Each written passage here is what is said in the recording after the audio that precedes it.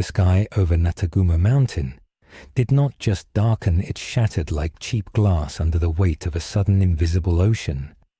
Trees that had stood for centuries snapped at their trunks, not from wind, but from the sheer pressure of a presence that the laws of this world had no name for. The air grew heavy enough to taste like iron and old rain, making it hard for any living thing to draw a breath. Lower Moon 5, Rui stood frozen in the center of his web, his threads going slack as a terror he could not comprehend washed over him. He was a creature who dealt in fear, but for the first time in his existence, the fear was not his to inflict. It was coming from above. The fabric of reality groaned a sound like tearing metal that echoed across the entire prefecture, waking Hashira in their beds miles away. Then, the figure slammed into the earth. It was not a graceful landing.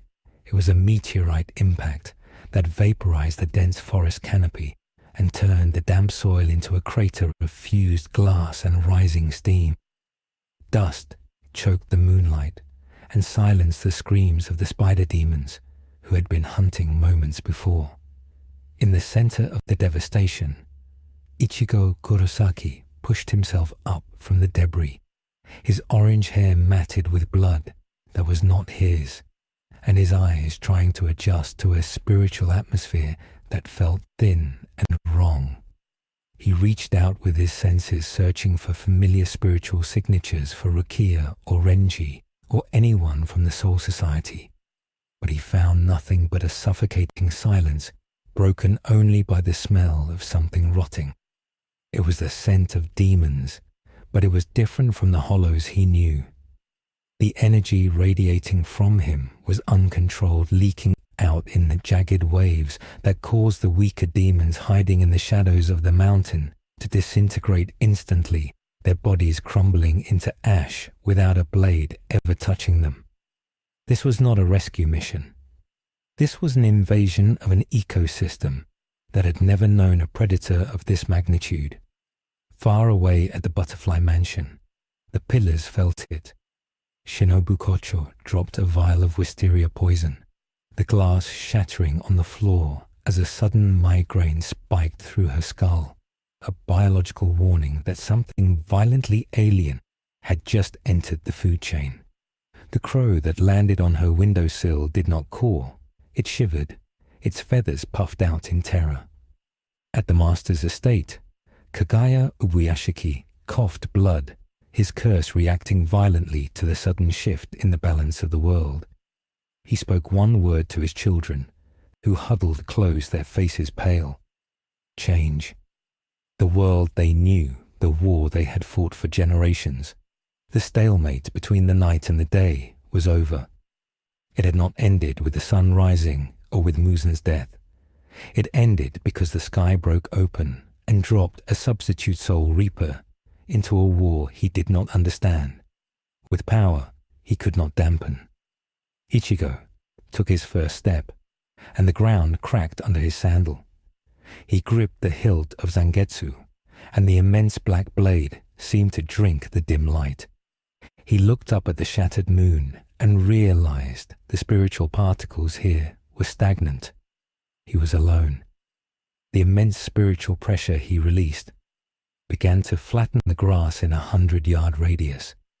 A lower-ranked demon slayer named Murata, who had been hiding from the spider family nearby, fell to his knees, gasping for air as the gravity around him seemed to increase tenfold. He watched through the clearing as the orange-haired stranger swung his blade once to clear the dust.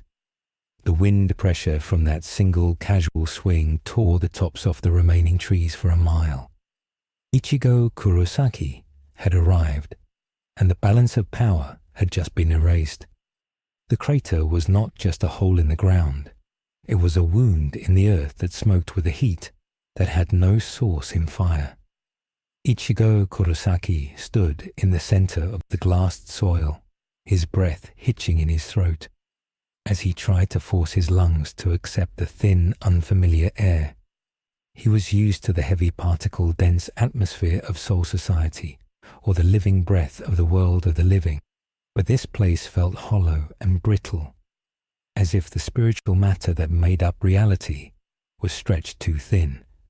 He gripped the handle of Zangetsu tighter, the familiar wrapping biting into his palm, grounding him in a moment that felt like a hallucination. He remembered the precipice world. He remembered the warning from Urahara about the instability of the path, and he remembered the sudden violet fracture that had swallowed him whole. Now he was here in a forest that smelled of old blood and wet rot. He took a step, and the sound of crunching glass echoed too loudly in the silence. His spiritual pressure, usually a roaring ocean he could dial back, was turbulent and crashing against the confines of this world. He tried to pull it in to suppress the reiatsu that he knew was leaking out in visible waves, but it felt like trying to hold back a tsunami with a paper cup. The physics of this dimension were resistant to him. It was as if the world itself was rejecting his density. He focused his eyes, adjusting to the gloom. The trees were tall and twisted, their branches weaving together to block out the shattered moon. He sensed life nearby, but it was faint, flickering like candles in a hurricane. There were other signatures, too cold and jagged, feeling like hollows, but lacking the chaotic emptiness he was used to. These felt malignant but structured. He needed answers. He needed to know if he was still in Japan, or if he had been thrown into some district of the Rukongai he had never seen before.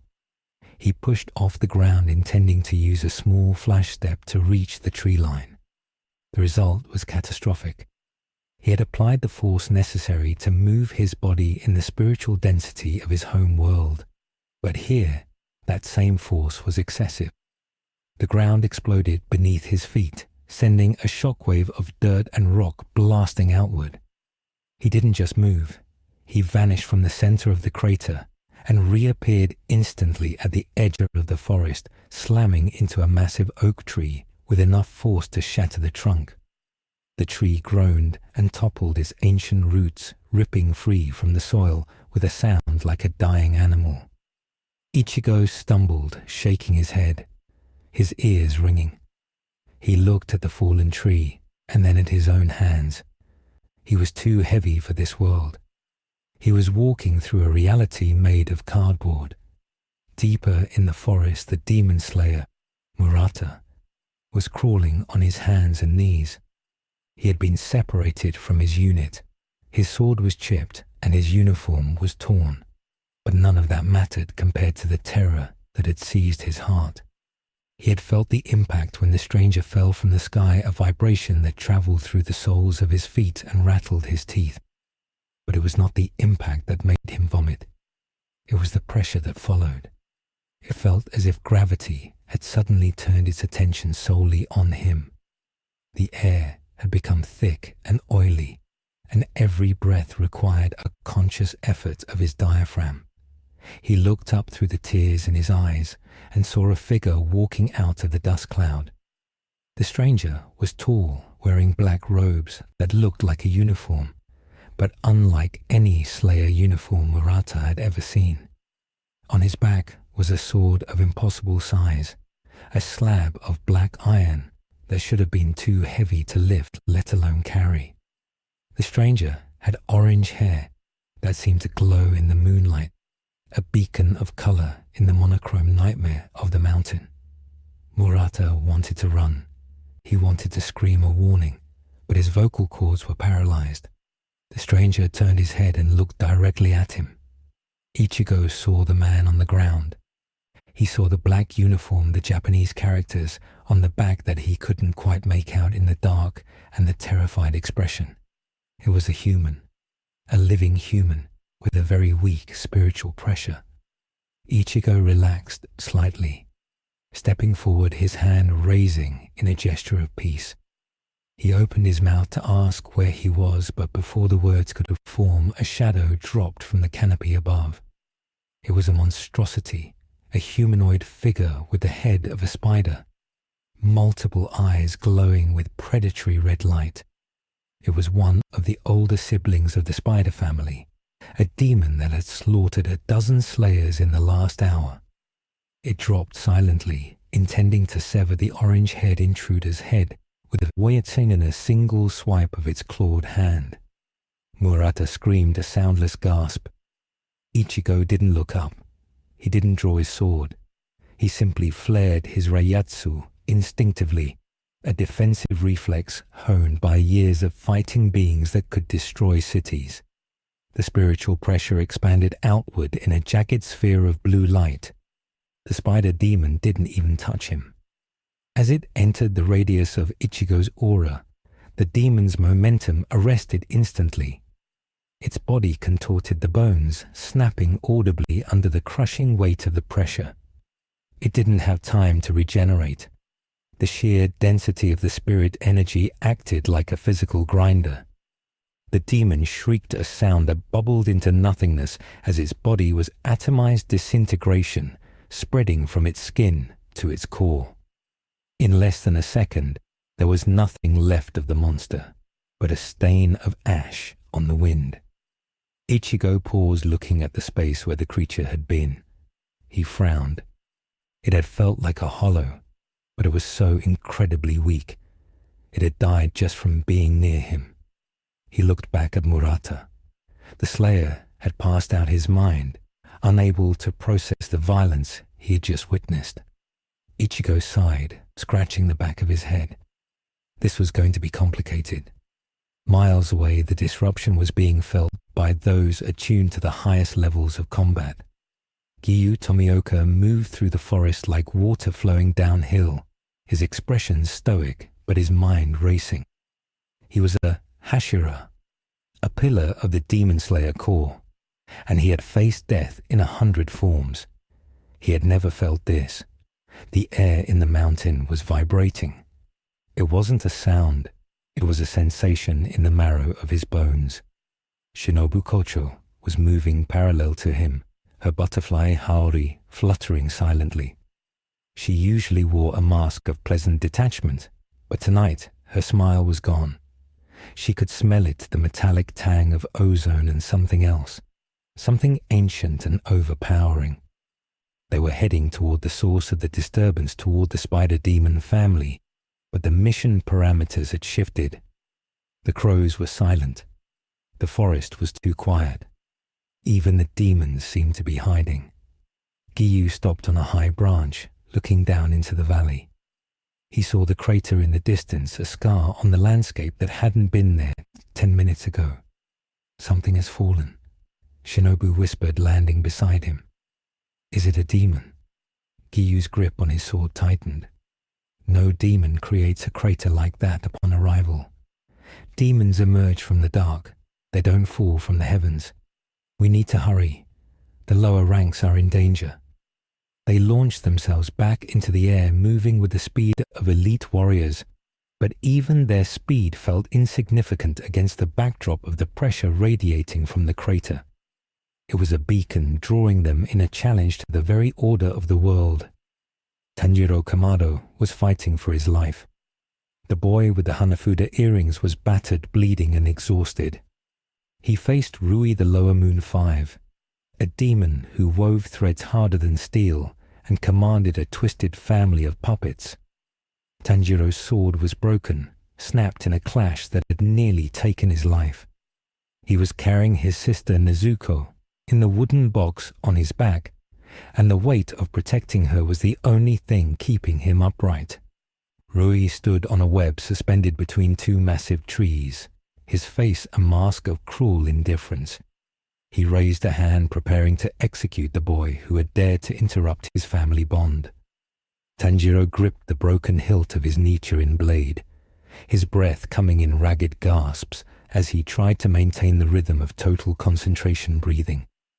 He smelled the scent of the opening thread, the line of tension that would allow him to strike, but it was faint and fading. Rui's threads pulsed with blood demon art magic. Say goodbye.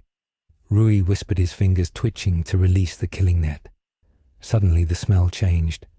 The scent of blood and dirt and demon ash was instantly washed away by a scent Tanjiro had never encountered.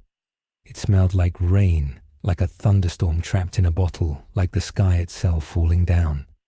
The air pressure dropped so sharply that Tanjiro's ears popped. Rui froze, his demon instinct screaming at him to run, to hide, to burrow into the earth. From the darkness of the trees, a figure walked into the clearing. Ichigo stepped onto the moonlit grass. He looked at the boy with the broken sword. He looked at the demon floating on the web. He looked at the spider threads that glittered with malice. He didn't understand the context, but he understood the dynamic. A monster was about to kill a human kid. That was enough. "Who are you?" Rui hissed, his voice trembling for the first time in decades. He tried to tighten his threads to strike at the newcomer, but his fingers wouldn't obey. The air around the orange-haired stranger was so dense that Rui's threads were sagging, losing their tension. Ichigo ignored the demon. He looked at Tanjiro. "Hey kid, you okay?" Tanjiro stared up at him, his eyes wide. The language was Japanese, but the dialect was strange, modern, casual, almost disrespectful, but the tone was kind. Tanjiro nodded mutely, unable to speak. Ichigo turned his attention to Rui. He pointed Zangetsu at the demon, the massive blade looking absurdly large in the tight confines of the clearing. "Get down from there." Rui's fear turned to rage. He was a member of the 12 Kizuki. He was a favorite of Muzan Kibutsuji. He would not be ordered around by a human with a painted sword. Blood demon art cutting thread.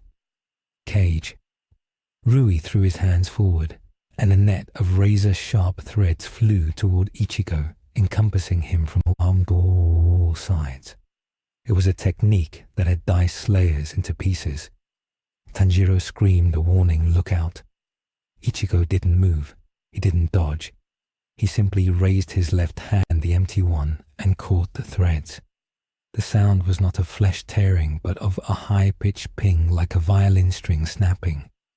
Ichigo held the threads in his bare palm. The threads which could slice through boulders were pressing against his skin, but they couldn't cut him. His blood vein, a defensive technique of the Quincy heritage, he barely knew he possessed, combined with his immense reiatsu, made his skin harder than the strongest steel in this era. Ichigo looked at the threads in his hand. Sticky. He closed his fist. He yanked. He didn't use technique, he used raw brute force. The web that Rui was standing on collapsed. The demon was pulled from the air screaming as he was dragged across the clearing. Rui slammed into the ground at Ichigo's feet. The impact cracked the earth. Ichigo looked down at the demon, who was now scrambling backward, eyes wide with a terror that shattered his composure. "What are you?" Rui shrieked. "You aren't a slayer. You have no breathing. You have no stance." Ichigo raised an eyebrow. "Breathing. I'm breathing just fine." He raised Zangetsu. "I don't know what you are exactly. You aren't a hollow.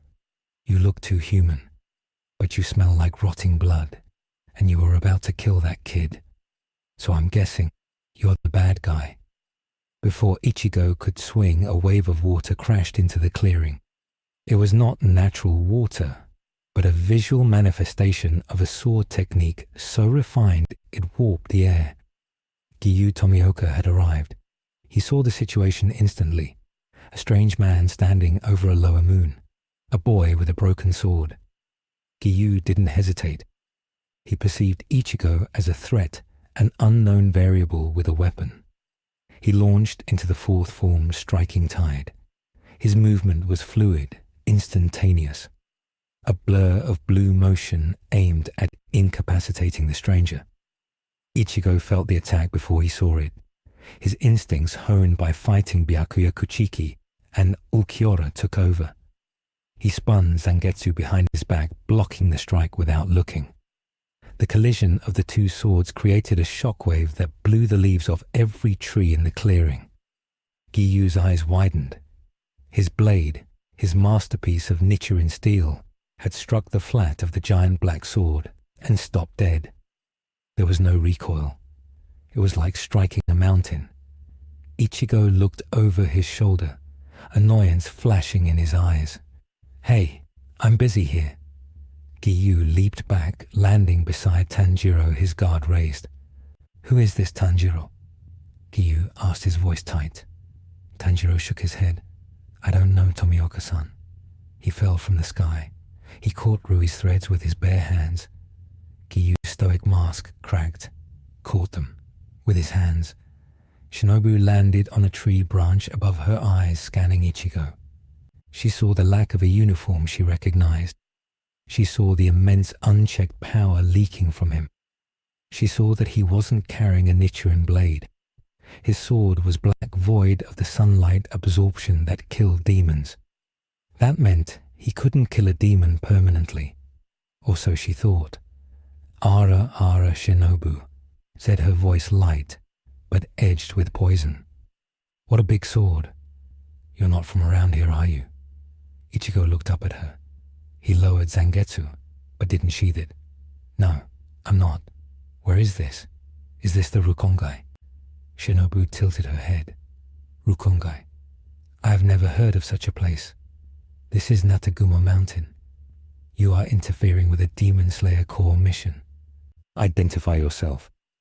Ichigo sighed. "I'm Ichigo Kurosaki, substitute Soul Reaper." The term meant nothing to them. Soul Reaper. Shinobu exchanged a glance with Giyu. A cultist. A rogue swordsman. It didn't matter. He was dangerous. Rui, seeing the distraction, saw his chance. These humans were fighting amongst themselves. He could kill them all. He gathered every ounce of his blood demon art, pumping his cells with power until his body began to turn red. He would unleash a thread so thin and so fast, it would decapitate them all before they could react. He screamed a war cry and unleashed his killing thread rotation. A vortex of death spiraled out from him, aimed at Ichigo's back. Ichigo didn't turn around. He felt the malice. He felt the build-up of energy. It was annoying. It was pathetic. He was tired of this. He swung Zangetsu. He didn't use Getsuga Tensho. He didn't use a technique. He just swung the sword horizontally with the intent to disperse the attack. The result was an atmospheric displacement event. The blade moved faster than sound. The air in front of the blade was compressed into a solid wall of force that slammed into Rui and his thread attack. The threads disintegrated. Rui didn't even have time to realize he was dead. The wind pressure alone tore his body apart cell by cell. The blast didn't stop there. It carved a trench through the forest 100 meters long and 10 meters wide, obliterating trees, rocks, and soil. The shockwave hit Giyu and Tanjiro, knocking them off their feet and sending them tumbling into the brush. Shinobu had to anchor herself to the tree with a dagger to keep from being blown away. Silence returned to the clearing. The dust settled. Where Rui had stood, there was nothing. No body, no ash. Just a clean, empty gouge in the earth. Ichigo rested the blade on his shoulder. He looked at the devastation he had caused and winced. Damn it. Too much force. He looked at the Hashira, who were now staring at him with a mixture of awe and absolute horror. To them, he hadn't just killed a lower moon. He had erased it with a casual gesture. He had displayed power that rivaled Muzan himself. Ichigo scratched his head again, feeling the awkwardness of the silence. Sorry about the trees." He pointed at the empty spot where Rui had been. "I think I got him, though." Giyu stood up slowly, his hand trembling as he sheathed his sword. He realized in that moment that his water-breathing forms were child's play compared to what he had just seen. This was not swordsmanship. This was a natural disaster given human form. Shinobu dropped down from the tree, landing softly, but keeping her distance.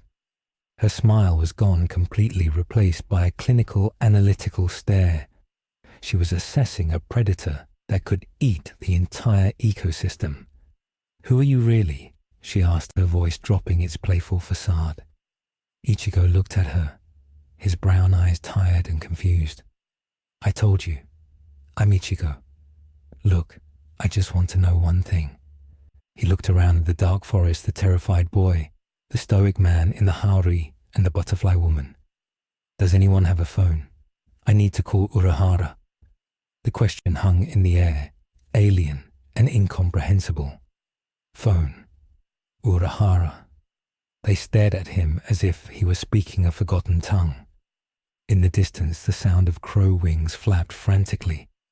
The Kasugai crow that had witnessed the scene was flying faster than it had ever flown, its heart bursting with the need to reach the Ubuyashiki estate. The message it carried would change everything. The balance was broken. A god of death had walked out of the sky, and he was asking for a phone. Tanjiro looked at the orange-haired man and smelled no deception, only a vast deep sadness and a confusion that matched his own. But beneath that, Tanjiro smelled something else. He smelled the scent of a protector. This man had saved him. That was the only truth that mattered right now. But as Tanjiro tried to stand, his legs gave out. The lingering spiritual pressure was still too heavy. Ichigo noticed. He knelt down, trying to dampen his aura, further squeezing his reiatsu down until it was just a cloak around his skin. "Better?" he asked. Tanjiro gasped, sucking in a lungful of air. "Yes, thank you." Ichigo nodded. He looked at the moon again. It was beautiful, but it felt cold. He was a long way from home, and he had a feeling that the road back was going to be covered in blood. From the shadows of the deeper woods, eyes were watching. Not demon eyes, not slayer eyes.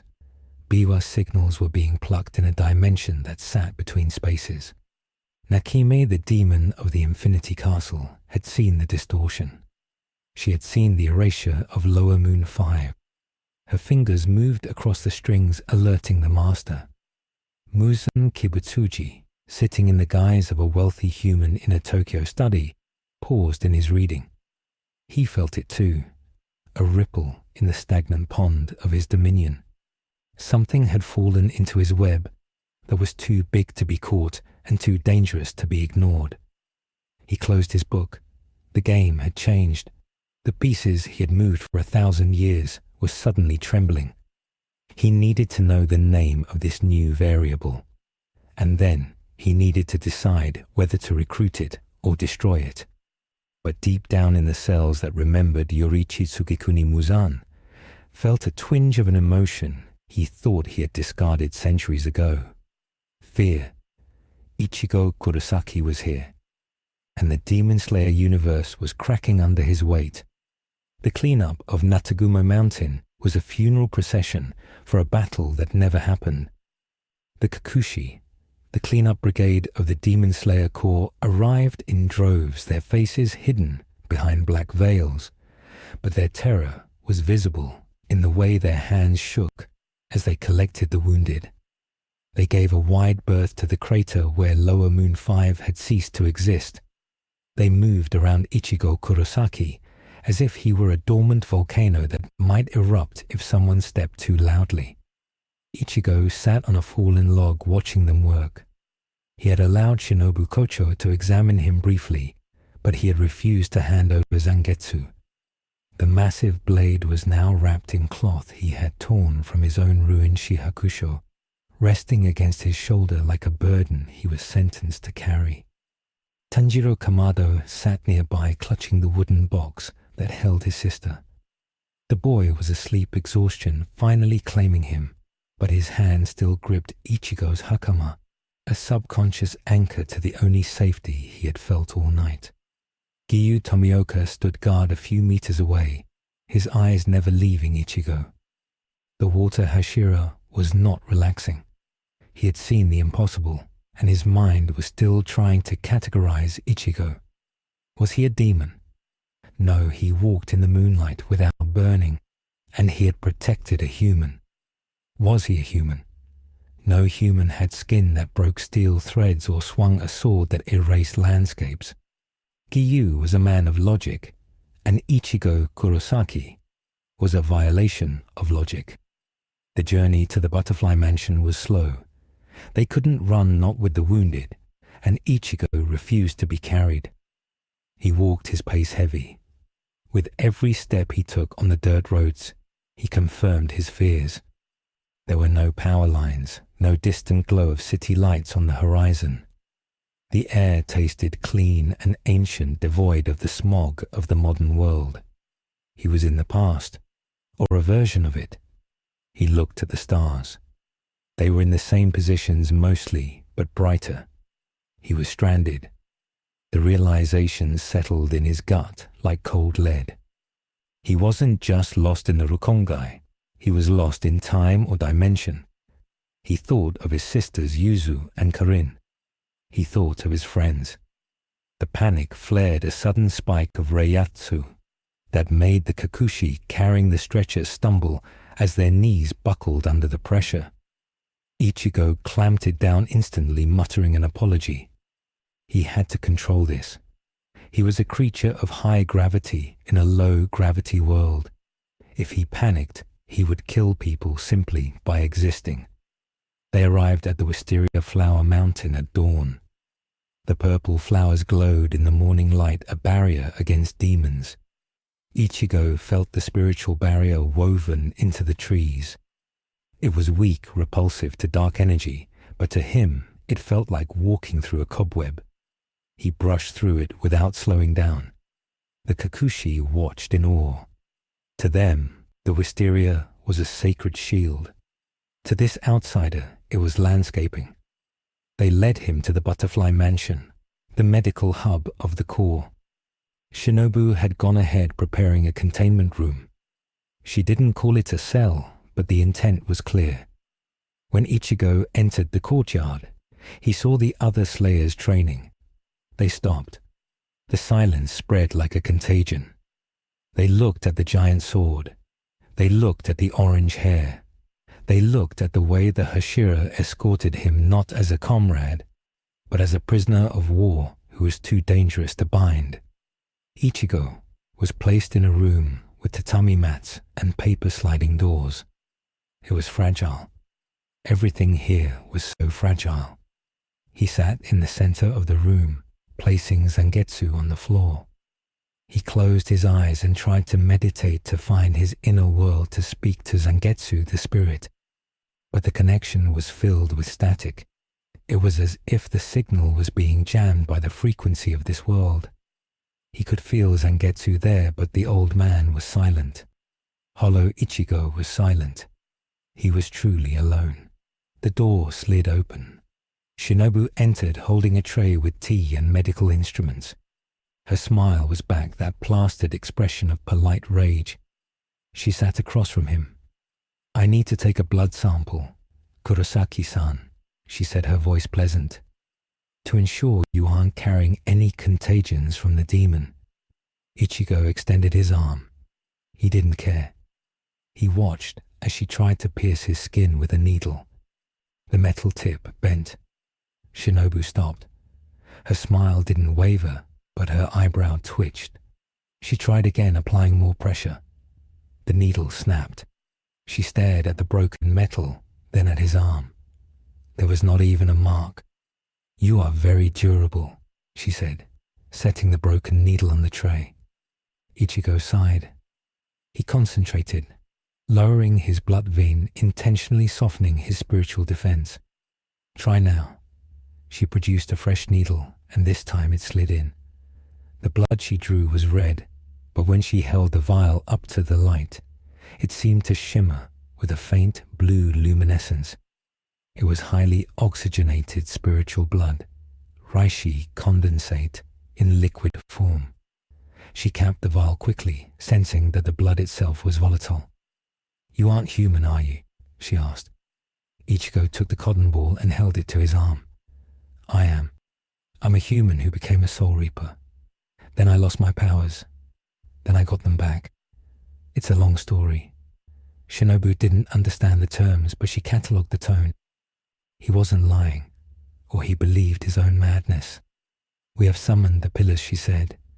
"The Ubuyashiki family requires an audience. You and the boy Tanjiro will be judged. Judged, Ichigo repeated. For what?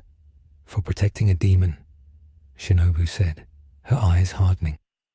And in your case, for existing. The trial took place in the courtyard of the master's estate. The sun was high, a stark contrast to the darkness of the mountain. The gravel was white and raked into perfect lines. One by one, the Hashira arrived.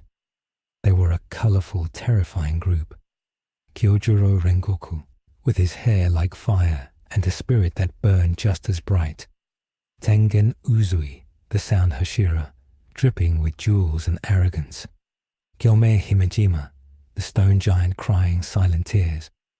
Wichiro Tokito staring at the clouds. Mitsuri Kanroji blushing at the situation. Obanai Ikuro lurking in the shade with his snake. And Sanemi Shinazugawa, the wind, Hashira, whose body was a map of scars. They stood in a line radiating a collective intensity that would have frozen any normal demon.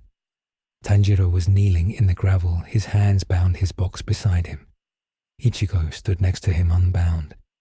They hadn't bothered to try tying him up after the needle incident. The Hashira stared at Ichigo. They sensed it immediately, the discrepancy. The man stood there with a posture that was full of openings, yet he felt like a fortress. So this is the intruder, Sanemi sneered, stepping forward.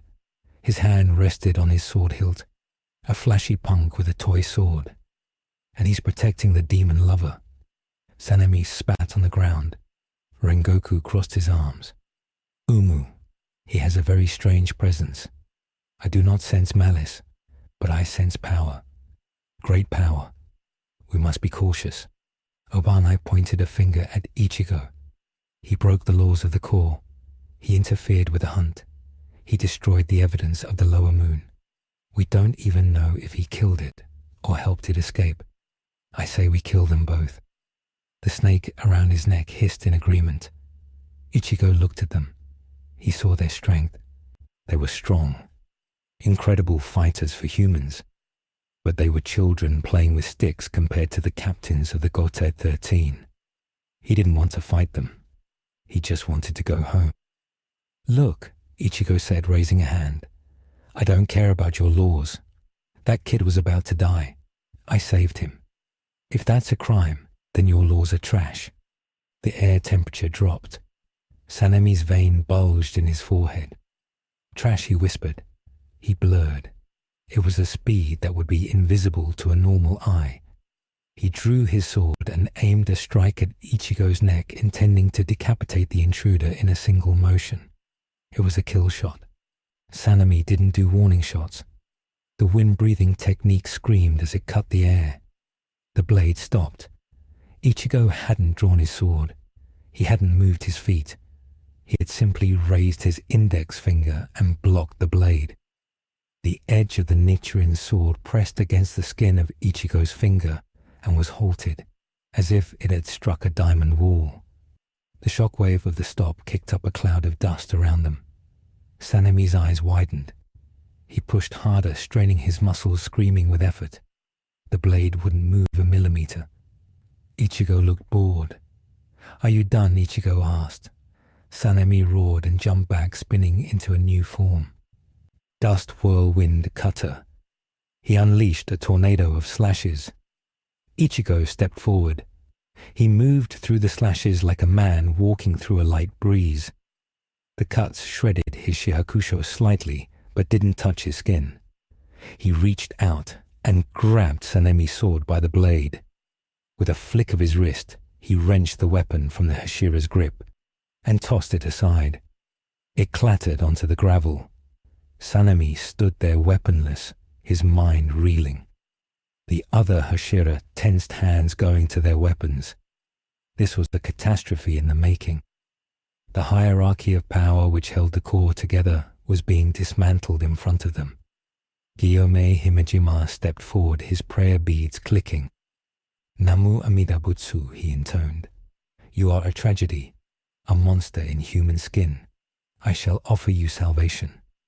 The stone Hashira wept as he swung his massive flail and axe. The weapon weighed hundreds of pounds. Gyome was the strongest slayer in a century. The axe whistled toward Ichigo's head. Ichigo didn't block this time. He flared his reiatsu, just a fraction, just enough to say stop. The release of spiritual pressure was a physical hammer. It slammed into the courtyard with the force of a gravity well. The gravel was pulverized into powder. The garden walls cracked. The Hashira were forced to their knees. Mitsuri cried out as the pressure made it hard to breathe. Moichiro forgot the clouds and looked at the ground in terror. Gyome's axe fell short, the chain going slack as the giant man was forced to brace himself against the crushing weight. It wasn't an attack. It was dominance. It was the difference between a candle and the sun. Ichigo stood in the center of the suppression field, his eyes flashing gold for a split second. "Stop it," Ichigo said, his voice vibrating the stones. "I am not your enemy, but if you keep attacking me, I will break you." Suddenly, the sliding doors of the mansion opened. "Oyakata-sama has arrived." Two white-haired girls announced, their voices trembling not from reverence, but from the pressure in the air. Kagaya Ubuyashiki stepped out, the master of the Demon Slayer Corps. He was blind, his face scarred by the curse that was slowly killing him. Usually, his presence brought calm. Usually, his voice was a balm that soothed the wildest rage. But today, as he stepped onto the veranda, he gasped. He clutched his chest. The curse in his blood, the connection to Muzan and the lineage of illness, reacted violently to the presence of a being of death, to a soul reaper. Kagaya felt the proximity of the afterlife standing in his garden. It was too close. The void was calling him. He coughed a wet, violent sound and collapsed. "Oyakata-sama." The Hashira screamed. The pressure lifted instantly as Ichigo reined it in, shocked by the man's collapse. The Hashira scrambled to their master's side. Sanemi looked back at Ichigo, murder in his eyes. "You did this," he screamed. "You tried to kill the master." It was a misunderstanding born of ignorance. They didn't know that Ichigo's nature was toxic to the curse. They only saw the cause and effect. The intruder flared his power and the master fell. The truce was broken before it began. Every Hashira drew their weapon. Even Giyu, even Shinobu. They surrounded Ichigo. The intent to kill was absolute. This wasn't a duel anymore. It was an execution. Ichigo looked at them. He saw their desperation. He saw their loyalty. He respected it. But he couldn't let them cut him apart. And he couldn't kill them. He was trapped in a paradox of power. He gripped Zangetsu and unwrapped the cloth. The black blade revealed itself. "I didn't touch him," Ichigo said pleadingly. "He's sick. I can feel it. His soul is tethered to something dark. Listen to me. Die." Sanemi screamed, snatching a sword from a nearby stunned slayer and charging. Rengoku charged from the right, his blade engulfed in flames. Uzui threw explosives. It was a coordinated assault by the greatest warriors of the era. Ichigo made a choice. He couldn't dodge them all without destroying the mansion. He couldn't block them all without hurting them. He had to incapacitate them. Instantly, he vanished. Flash step. He appeared behind Sanemi and chopped him on the back of the neck. The wind. Hashira folded eyes rolling back. He appeared beside Rengoku, catching the flame sword with his hand, extinguishing the fire with a pulse of spirit energy, and sweeping the flame pillar's legs. Rengoku hit the ground hard. He moved to Uzui, snatching the explosives from the air and crushing them before they could detonate, then throwing the sound Hashira into the pond. It took 3 seconds. In 3 seconds, 7 Hashira were on the ground. None were dead. All were bruised, humiliated, and defeated. Only Giyu remained standing, his sword raised, his hands shaking uncontrollably. Ichigo stood in the center of the carnage, breathing calmly. "Please, Ichigo said to Giyu. Don't make me do it to you too. Just listen. The catastrophe was complete. The Demon Slayer core had not been destroyed by Muzan. It had been dismantled by a teenager who just wanted a phone. The invincible pillars lay scattered like broken dolls. Tanjiro watched his mouth agape, his world view shattered. The master lay unconscious, attended by his weeping daughters. And Ichigo Kurosaki, the substitute Soul Reaper, stood alone in the wreckage of the most powerful organization in Japan. The unintentional villain of a story he didn't belong in.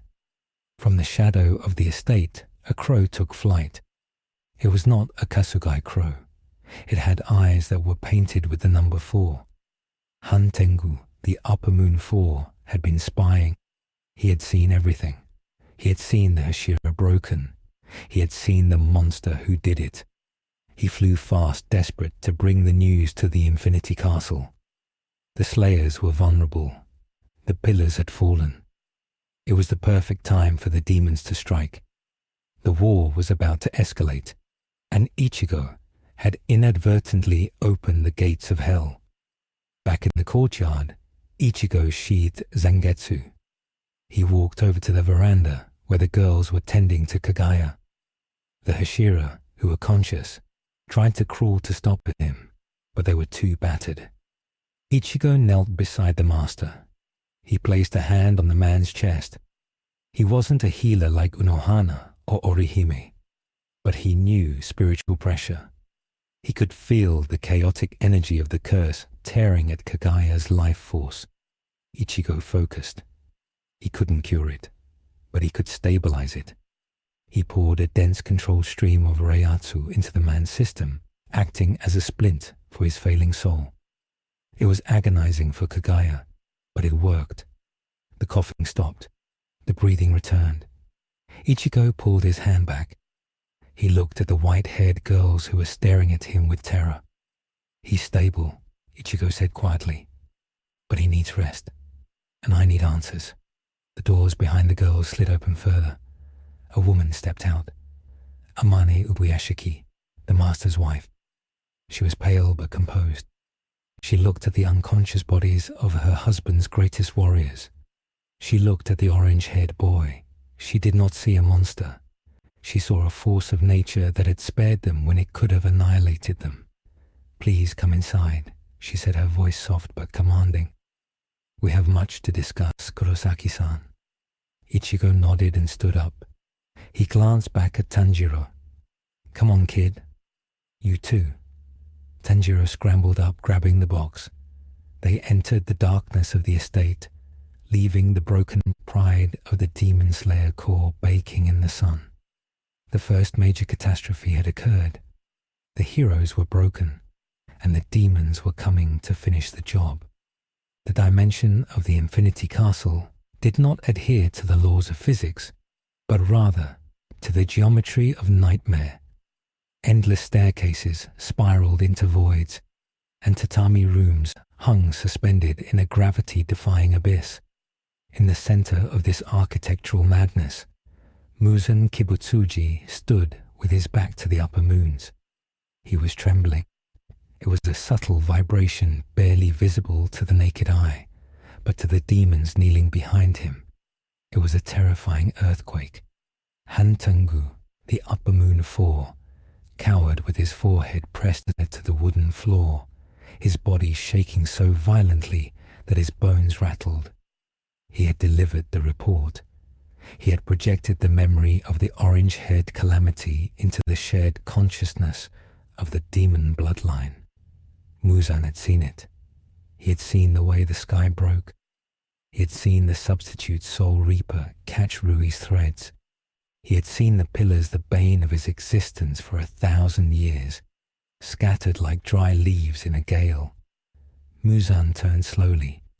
His eyes, usually plum red and filled with arrogance, were now dilated with a primal biological urgency. It was the same feeling he had felt centuries ago, when Yorichi Tsugikuni had nearly severed his head. It was the feeling of being prey, but this was different. Yoriichi was a swordsman, a master of technique. This new entity, Kurosaki, was a natural disaster. He was a creature of raw spiritual density that made the air itself poisonous to demons. Muzan realized with a cold tactician's clarity that the stalemate was over. He could not wait for the blue spider lily. He could not play the long game. If this being decided to hunt him, Muzan would lose. His only advantage was numbers and the current crippled state of the demon slayer core. Akaza Muzan spoke, his voice low and vibrating with command. Gyoko, Hantengu, Daki, and Gyutaro. The upper moons twitched as their names were called. Even Kokushibo, the upper moon one, opened his 6 eyes, his hand resting on his flesh sword. The master was calling almost all of them. This had never happened. Not once in centuries had a mobilization of this scale occurred. Go to the Ubuyashiki estate, Muzan ordered. Do not hesitate. Do not play with your food. The pillars are broken. Their bodies are bruised and their spirits are shattered. The barrier around the mountain has been compromised by the intruder's energy. Strike now. Burn the mansion to the ground. Kill the Ubuyashiki family. And if you encounter the orange-haired man, do not engage him alone. Swarm him. Tear him apart cell by cell. If he cannot be killed, stall him until sunrise and let the sun do the work. Go. The biwa twanged a sharp, dissonant note. The space warped. The upper moons vanished, falling through the dimensional doors to bring hell to the surface world. Muzan remained alone in the silence. He walked to a shelf of books and pulled one out, his hands crushing the spine. He was not a warrior. He was a survivor. And he had just decided to flip the board before the new player could learn the rules. At the Butterfly Mansion, the atmosphere was heavy with a different kind of tension. Night had fallen, but no one was sleeping. The infirmary was crowded. The strongest swordsman in Japan lay in beds, bandaged and humiliated. Sanemi Shinazugawa stared at the ceiling, his eyes bloodshot. His fists clenched so tight his palms were bleeding. He had been defeated without being cut. He had been neutralized like a child. The shame burned hotter than any wound. Rengoku sat up in his bed, his ribs wrapped heavily, his usual smile dim. He was meditating, trying to understand the nature of the force that had crushed them. It wasn't hatred. That was the most terrifying part. The intruder hadn't wanted to hurt them. He had simply been so far above them that their strongest attacks were annoyances to be swatted away. In the main meeting room, Ichigo Kurosaki sat across from Amane Ubuyashiki. Tanjiro was there too, acting as a silent witness. The air was thick with the smell of incense and antiseptic. Amane was calm, her pale eyes studying Ichigo with an intensity that made him shift uncomfortably. He had explained everything. The Soul Society, the Hollows, the God T-13. He had told them he was a reaper who protected souls. So you are a god of death, Amane said, her voice neutral. Ichigo scratched his head, frustration etched on his face. No, not a god. Just a guy with a job. Look, I didn't mean to hurt your husband. Or your squad. They attacked me. I just defended myself. But I need you to understand something. I'm stuck here. My communicator isn't working. I can't feel the path home. And I'm leaking energy. Shinobu Kocho entered the room quietly. She was the only Hashira still on her feet, mostly because she hadn't engaged Ichigo directly in the brawl. She held a clipboard. Kurosaki-san is correct. She said, her tone clinical but cold. The atmospheric readings around the mountain are chaotic. His spiritual pressure is disrupting the local ley lines. But more importantly, the wisteria barrier is failing. Amane turned to her sharply. Failing. Shinobu nodded. The barrier relies on a specific frequency of spiritual energy emitted by the trees. Kurosaki-san's outburst earlier The one that crushed the pillars acted like an EMP. It overloaded the trees. They are wilting. The barrier is down. Ichigo froze. He looked at his hands. He hadn't touched the trees. He had just flared his power to stop the fight. He didn't realize that his power was a sledgehammer in a world made of glass. A heavy silence descended on the room. Outside, the wind picked up whistling through the eaves of the mansion. It was a cold wind, carrying the scent of something foul. Tanjiro smelled it first. His nose twitched. The scent of ozone and blood. No, it was the scent of the grave. Demons, he whispered. Amane stood up. How many? Tanjiro's eyes widened. He scrambled to his feet, grabbing the hilt of a loner sword. A lot, and strong, very strong. The scent is like the one on the train, like the one in the district. It's the upper moons. The attack did not begin with a scream. It began with the sound of a pot breaking. In the courtyard, a decorative vase shattered, and from its shards emerged a grotesque figure. Gyoko, the Upper Moon 5, pulled himself out of the vessel, his body a twisting mass of hands and scales. He giggled a wet, sickening sound. He didn't attack immediately. He simply released a cloud of poisonous fish demons that swarmed toward the infirmary. At the front gate, the massive wooden doors exploded inward. Akaza, the Upper Moon 3, walked through the debris, his smile wide, his eyes focused on the strongest signature in the area. He ignored the lower-ranked slayers who charged him, obliterating them with casual backhands that shattered their skulls. He was here for the challenge. He was here for the orange light. Ichigo felt the signatures flare. They were malicious, dense, and coming from all sides. He grabbed Zangetsu and stood up. "Stay here," he told Amane. He looked at Tanjiro. "Protect her." Ichigo vanished. He used Shumpo, flashing from the meeting room to the courtyard in a blur of speed. He arrived just as Gyoko's fish demons were about to breach the infirmary doors. Ichigo didn't swing his sword. He didn't have time. He punched the air. The shockwave of the punch compressed the atmosphere into a cannonball of air pressure that pulverized the fish demons instantly. Gyoko shrieked as his summons were wiped out. He looked at Ichigo, his eyes narrowing. "You, the one the master fears. Art is eternal, but you are loud." Before Ichigo could reply, a fist slammed into the side of his face. It was Akaza. The Upper Moon 3 had moved with a speed that rivaled a flash step. The impact sent Ichigo skidding across the gravel, tearing a trench in the manicured garden. Ichigo didn't fall. He dug his heels in and stopped sliding, wiping a small trickle of blood from his lip. That actually hurt. He looked up. Akaza stood there in his martial arts stance, his compass needle technique deployed. A snowflake pattern of blue light glowed on the ground beneath him. Akaza was laughing. "Amazing," he shouted. "You took a destructive death punch, and you didn't even lose teeth. Your battle spirit is overwhelming. It's like staring into the sun. Fight me." Ichigo frowned. Battle spirit. He didn't care about that. He saw the chaos spreading. In the distance, fires were starting. The mansion was under siege. He saw Shinobu running across the roof, intercepting Daki's OB sashes. He heard the roar of Gyome forcing himself out of bed to fight despite his injuries. The chain reaction was in full effect. Because Ichigo had disabled the Hashira, they were fighting at half strength.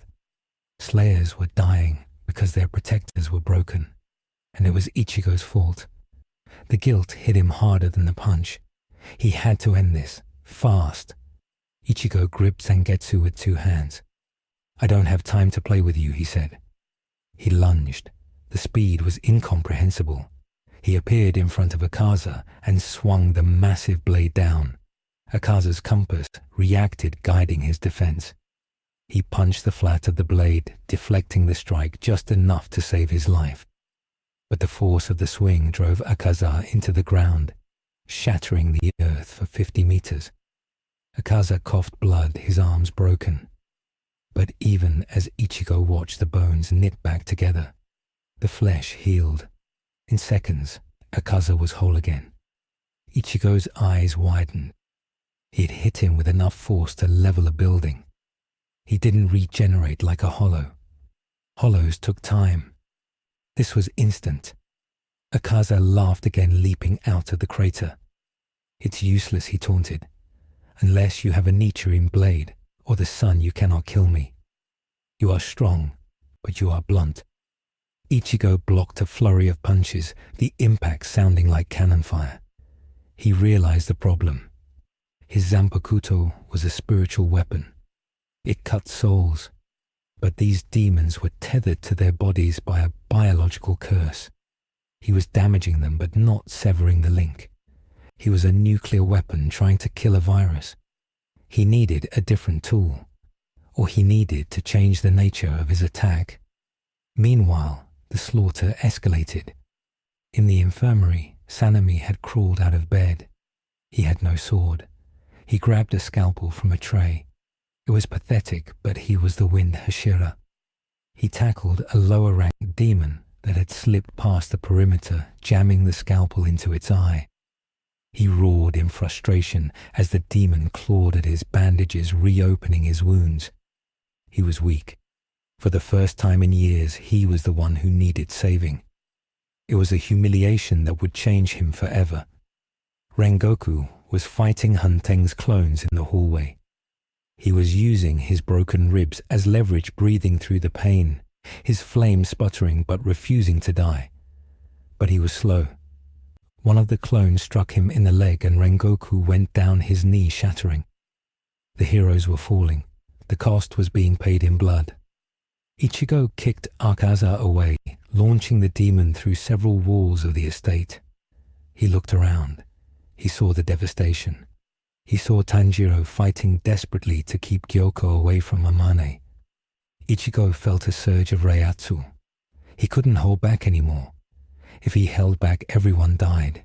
If he let go, everyone might die. He had to thread the needle. "Getsuga," he muttered.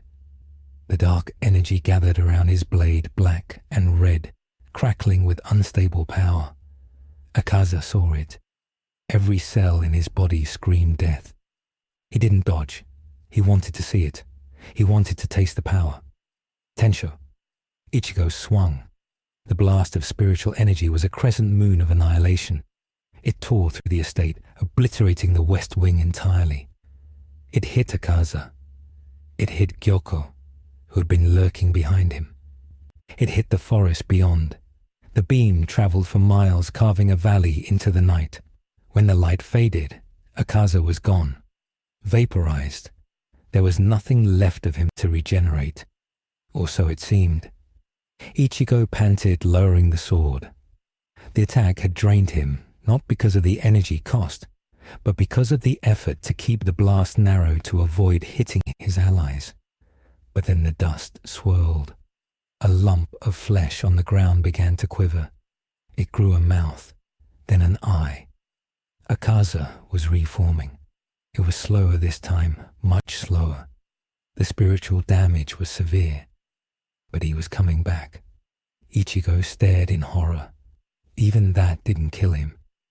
The realization struck him. The physics of this world were absolute regarding the sun. Without solar energy, the curse persisted. Ichigo was the ultimate hammer, but he couldn't drive this nail. Behind him, Shinobu landed. She was bleeding from a head wound. Her haori was torn. "You can't kill them," she gasped, breathless. "Not like that. You are destroying their mass, but the cells remember. You need the sun, or you need to stop their regeneration."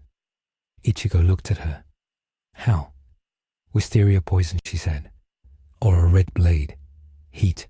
Massive heat." Ichigo looked at Zangetsu. He didn't have fire. He had Getsuga. But wait. He had the old man.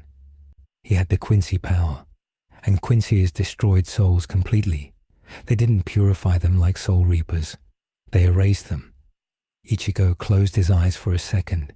ignoring the chaos around him. He reached deep into his inner world. He bypassed the hollow. He went to the source of his Quincy heritage. He flooded his blade not with spiritual pressure, but with reishi absorption. He reversed the flow.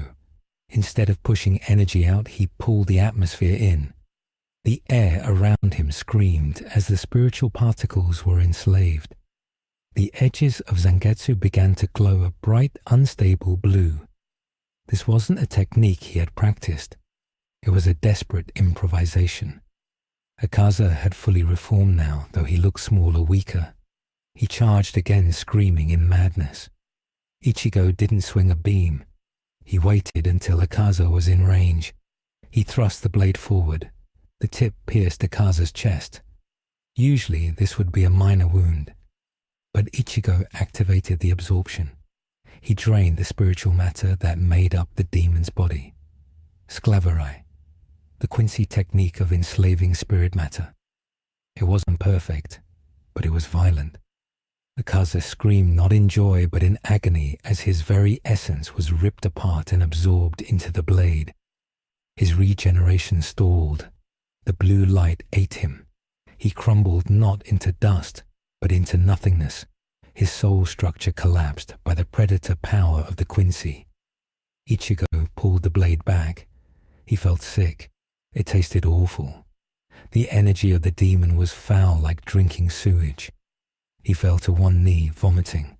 But Akaza was gone, permanently. The other upper moons sensed the death of their comrade. Hantengu shrieked and fled, shrinking into the floorboards. Kyoko abandoned his pot and slithered away into the darkness. They were retreating, not because they were beaten physically, but because they had just witnessed a predator eat one of their own. The battle ended as quickly as it had begun. The silence that followed was broken only by the crackling of fires. The estate was in ruins. The west wing was gone. Dozens of slayers were dead. The Hashira were alive but broken in body and spirit. Rengoku lay in the hallway, unconscious, his leg mangled. Sanemi was sitting in a pool of demon blood, staring at his trembling hands. The invincible demon slayer core had survived, but they had been exposed. They were not the hunters anymore. They were bystanders in a war between monsters. Ichigo stood up, wiping his mouth. He looked at the devastation. He looked at the faces of the survivors. They didn't look at him with gratitude. They looked at him with fear. He had saved them, but he had also shown them how irrelevant they were. He was a nuclear deterrent that had just gone off in their backyard. Amane Ubuyashiki walked through the smoke. She was uninjured, but her kimono was stained with soot. She stopped in front of Ichigo. "The cost of your presence is high, Kurosaki-san," she said softly. Ichigo nodded, his eyes shadowed. "I know. I can't stay here. I attract them, and I break everything I touch. I need a sword," he said suddenly. "A real one, from this world. One that carries the sun. Because I can't keep eating them. It's going to turn me into something else." Amane looked at him. She understood. He needed to integrate. He needed to follow their rules, to fight their war. "We will send you to the swordsmith village," she said. "But you will not go as a guest. You will go as a weapon being forged. And Kurosaki-san, if you lead the demons there will be nothing left of us to save." Ichigo looked at the moon. It was still red. The escalation had happened. The chain reaction had begun. He was part of this world now, whether he liked it or not, and the only way out was through the darkness. He shouldered his blade and walked toward the infirmary to check on the kid. The war had just truly begun. The journey to the swordsmith village was an exercise in sensory deprivation that grated on Ichigo Kurosaki's nerves. To ensure the village remained hidden even from the trusted members of the corps, he was blindfolded, his ears were plugged, and he was carried on the back of a Kokushi who moved with a staggering, unpredictable rhythm meant to confuse any internal compass. For a being with Ichigo's spiritual awareness, the physical blinding was irrelevant. He could sense the changing elevation, the density of the trees, and the shift in air pressure as they climbed higher into the mountains. He could feel the spiritual signatures of the Kokushi relay team, passing him off one to another like a baton. It was a sophisticated system for humans, but to Ichigo, it felt like being a piece of luggage. He sat in the darkness of the blindfold and thought about the events at the Butterfly Mansion. He thought about the taste of Akaza's soul. It had been bitter hollow and filled with a centuries-old desperation that lingered on his tongue.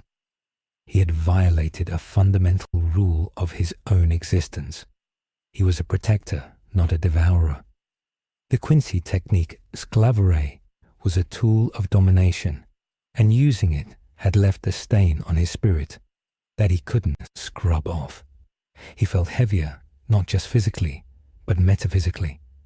The balance within him, between his hollow, his Quincy, and his Shinigami powers, was shifting. The atmosphere of this world, so thin and devoid of high density, reishi, was starving him. By eating the demon, he had temporarily satiated that hunger, but he had also awakened a craving. He gripped his knees. He had to be careful. If he lost control here, he wouldn't just be a danger, he would be a calamity. They arrived at the village as the sun began to dip below the peaks. The air here was different. It smelled of sulfur charcoal and hot iron. It was the scent of creation. The blindfold was removed, and Ichigo blinked against the twilight. The village was nestled in a crater hidden by a dense fog that radiated a subtle spiritual interference. It wasn't a barrier like the one at the mansion, but a natural camouflage. Small wooden houses lined the single street, and steam rose from the vents of the numerous forges that dotted the landscape. The inhabitants wore hyotoko masks, grotesque comical faces that hid their identities. They stopped their work as Ichigo walked past. They had heard the rumors. They knew a man had come who broke swords by looking at them. They clutched their hammers and tongs protective of their craft. Tanjiro, who had made the journey separately due to his injuries, waved from the porch of the chief's house. He looked better, his aura brighter, though the shadow of the war still clung to him. Beside him stood the love Hashira Mitsuri Kanroji and the mist Hashira Muichiro Tokito. They had been sent to guard the village, a standard rotation that had suddenly become the most critical assignment in the world. The meeting with the village chief Teki Kawahara was tense. The small man bowed low, but his masked face gave away nothing. He asked to see the blade. Ichigo unwrapped Zangetsu. The heavy black iron seemed to suck the light out of the room. The smiths gasped. Haganazuka, the smith, who had forged Tanjiro's broken blade, emerged from the back. He didn't scream or dance as Tanjiro had described. He approached the table slowly, his hands trembling. He reached out and touched the flat of the blade. He pulled his hand back as if burned. "It is cold," he whispered. "It is colder than ice, but it burns. This is not steel. This is a solidified shadow." Tekken nodded. "We cannot reforge this. It is not made of the earth. If we put it in the fire, it will not melt. It will extinguish the fire." Ichigo nodded. "I know. It's a part of me. But I need it to carry the sun. I need it to kill demons without eating them. Can you coat it? Can you plate it in Nichiren ore?" The smiths conferred. It was a heretical idea. To cover a masterpiece in a foreign metal was an insult to the blade. But they felt the desperation in the orange-haired boy. They felt the weight of the war shifting. "We can try," Tekken said. "But the bonding process is difficult. The sun steel rejects impurities. Your sword is pure spiritual matter. They will fight each other. We need a binding agent. We need your blood. And we need time. 3 days. For 3 days you'll be without your weapon. You must pour your energy into the forge to help the metals fuse. If you stop, the blade will shatter. If you fight, the process fails. Do you accept this risk? Ichigo looked at the sword. It was his partner. Giving it up even for 3 days felt like cutting off a limb. But he remembered Akaza reforming. He remembered the look of horror on Shinobu's face. He nodded. Do it. The choice was made. A small tactical decision to upgrade a weapon. But in war, small choices are the hinges upon which history turns. By surrendering Zangetsu, Ichigo removed the ultimate deterrent from the board. He was now a nuclear silo, with the launch keys missing. The process began immediately in a secluded workshop deep in the forest behind the village. Ichigo sat in front of the blast furnace, his hands extended Zangetsu suspended in the flames. He focused his reiatsu, feeding it into the fire, mixing his spiritual pressure with the molten red iron sand that Haganezuka poured. It required absolute concentration. He entered a trance state, his mind narrowing to a single point of heat and will. He was effectively paralyzed, locked in a battle of metallurgy and soul. 2 days passed. The tension in the village was palpable. Tanjiro spent his time training with a strange mechanical doll he had found in the woods, a relic of the Sengoku era that moved with the speed of Yoriichi Tsugikuni. Michiro watched the clouds, but his hand never left his sword. Mitsuri paced the village perimeter, her instincts screaming that something was wrong. The air was getting heavy again. Not the heaviness of Ichigo's presence, but a different stifling pressure. It was the pressure of impending violence. High above the cloud layer floating on an updraft of demonic art, Hantengu watched. He had found them. Not by tracking the slayers, but by tracking the massive column of heat and spiritual energy rising from the forge. Ichigo's effort to bond the metals was acting like a beacon, a lighthouse in the dark calling every monster for 1,000 miles. Hantengu shivered. He was terrified, but he had his orders, and he wasn't alone. Gyoko was with him, moving through the water of the underground aquifers, slipping into the village through the wells and the hot springs. The attack began at midnight on the second day. There was no warning, no war cry. One moment the village was silent save for the roar of the furnaces. The next moment the silence was broken by the sound of flesh tearing. A smith who had gone to the well to draw water was pulled in head first, his scream cut short by a wet crunch. From the decorative vases scattered around the village, huge fish like abominations burst forth, spitting needles and acid. Gyoko had bypassed the perimeter entirely. He was inside the walls. Chaos erupted. Unarmed smiths ran into the streets only to be cut down by the monstrosities. Michiro reacted instantly. The mist Hashira was a blur of white and teal, drawing his blade and severing the heads of 3 fish demons in a single breath. But for every one he killed 2 more spawned. They were distractions. Tanjiro woke to the smell of blood. He grabbed his temporary sword and kicked open the door of the chief's house. He saw the village burning. He saw the giant form of a fish demon crushing a house. And he saw something else. On the roof of the central workshop where Ichigo was meditating stood the Upper Moon 4. Hantengu looked small and pathetic, cowering and weeping. But Tanjiro knew the truth. Don't let him escape. Tanjiro screamed, sprinting toward the forge. Genya Shinazugawa the wind. Hashira's brother appeared from the shadows, shotgun in hand, and blasted the demon. Hantengu's head flew off, but it didn't die. From the severed body 2 new demons sprouted, Karaku and Sekido, the clones of emotion. One held a staff that summoned lightning, the other a fan that generated wind. They laughed, looking down at the defenders. Ichigo heard the screams. He felt the signatures of the upper moons. His eyes snapped open. The fire in front of him roared the molten Nichirin, coating halfway up the blade of Zangetsu. It was unstable liquid glowing with a volatile red light. Haganazuka was working frantically, hammering the metal with a rhythmic obsession, ignoring the chaos outside. "Don't stop," the smith screamed, his mask askew. "If you stop now, the metal will warp. The sword will be ruined." Ichigo gritted his teeth.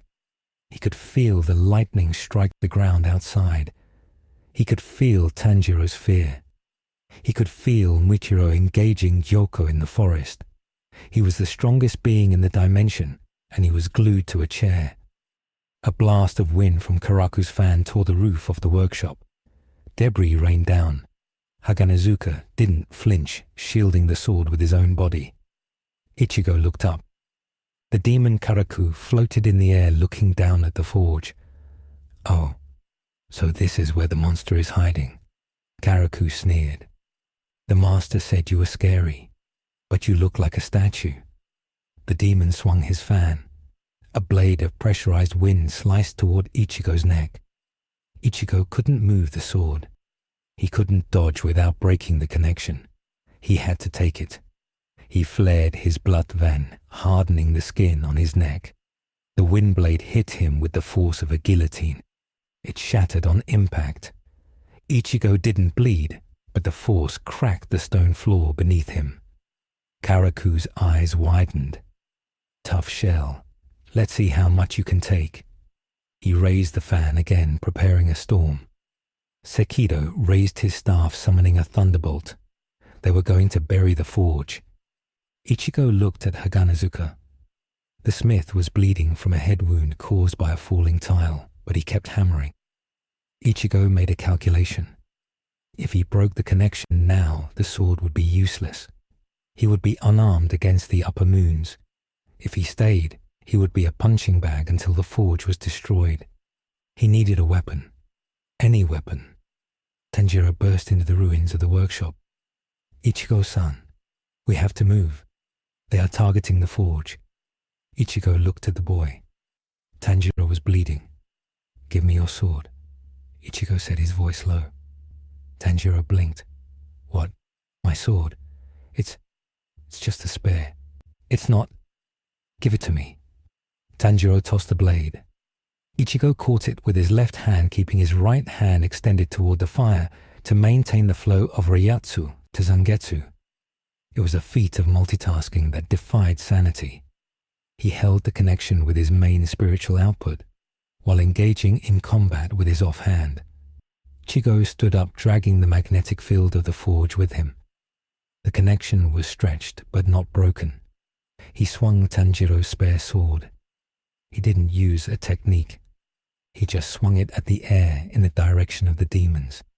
The air pressure from the swing launched a shockwave, but the sword couldn't handle it.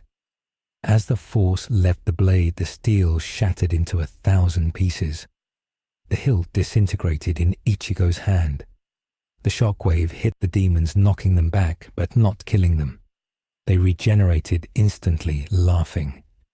"Your toys are broken," the lightning demon mocked. Ichigo looked at the dust in his hand. He was too strong for this world's tools. He was a cannon trying to fire a pebble. He looked at the unfinished zangetsu. It needed 12 more hours. He didn't have 12 seconds. More demons were arriving. Hunting's other clones, Izetsu and Orogi, landed on the wreckage. 4 upper moon strength demons surrounded the forge. In the forest, Muchiro was trapped in Gyoko's water prison, suffocating. Mitsuri was fighting a losing battle against a horde of fish minions protecting the village chief. The situation was a total collapse. Ichigo made the choice. The small choice to trust the process was now demanding a massive cost. He couldn't save the sword and the village. He had to choose. If he saved the sword, the village would be razed and Tanjiro would die. If he saved the village, the sword would be ruined and he would remain incapable of killing demons permanently. He looked at Haganazuka. "Stop," Ichigo said. The smith froze. "What? Stop the hammering, let it cool." "It's over," Haganazuka screamed. "No, we are so close. It will be a masterpiece." Ichigo didn't argue. He severed the connection. The flow of reiatsu stopped. The molten nichirin on Zangetsu hissed and turned a dull grey fracturing like dried mud. The coating failed. The sword was just a black iron slab again, unfinished, unupgraded. Ichigo grabbed the hilt of Zangetsu. It was hot, burning his hand, but he didn't care. He stepped out of the forge. He was free, but he was weaponless in the way that mattered. He couldn't kill them, but he could hurt them. He could hurt them very badly. He looked up at the four demons. "Get down," he said. The spiritual pressure he had been channeling into the fire was now released into the atmosphere. The mountains shook. The clouds above the village evaporated. The four clones of Hantengu felt gravity increase by 10 times. They fell from the sky, slamming into the dirt. Ichigo didn't flash step. He simply walked up to Sekido, the lightning demon. The demon tried to stab him with the staff. Ichigo caught the staff and crushed it. He punched the demon in the chest. The impact blew a hole through the demon's torso large enough to fit a truck. The demon screamed and dissolved, but as the pieces flew apart, they began to pull back together. Ichigo knew this. He grabbed the regenerating head of the demon and threw it into the forest. He turned to Karaku. He kicked the wind demon. The demon broke the sound barrier, flying out of the village and smashing into the side of the adjacent mountain, triggering an avalanche. It was a display of dominance, but it was futile. The demons weren't dying. They were just being displaced. And while Ichigo was playing whack-a-mole with the clones, the real threat emerged. From the combined flesh of the recovering clones, a new figure rose. Zohakuton, the hatred clone. He was different. He floated with a ring of wooden drums behind him. His pressure was dense, comparable to a captain-class Shinigami. He looked at Ichigo with eyes that burned with pure loathing. "You bully the weak, Zohakuton," spoke his voice echoing like a judgment. "You destroy without purpose. You are the villain here." Zohakuton struck a drum. Huge wooden dragons erupted from the earth. They weren't just wood, they were infused with biological steel. They wrapped around Ichigo, clamping onto his arms and legs, binding him. Ichigo struggled. The wood groaned but held. It was absorbing his reiatsu. Zohakuton had adapted. He was feeding on the energy Ichigo released. The more Ichigo struggled, the stronger the dragons became. Ichigo realized the trap. He was a battery, and the enemy had just plugged in. In the forest, Muchiro broke free from the water prison. He had awakened his mark. A mist pattern appeared on his face. He moved with renewed speed, slicing through Gyoko's neck with a single stroke of unparalleled clarity. The Upper Moon 5 crumbled his vanity, his undoing. Muchiro collapsed, gasping for air. He looked toward the village. He saw the wooden dragons rising into the sky, a tower of twisted roots. He felt Ichigo's energy fluctuating, wild and desperate. Ichigo was suffocating.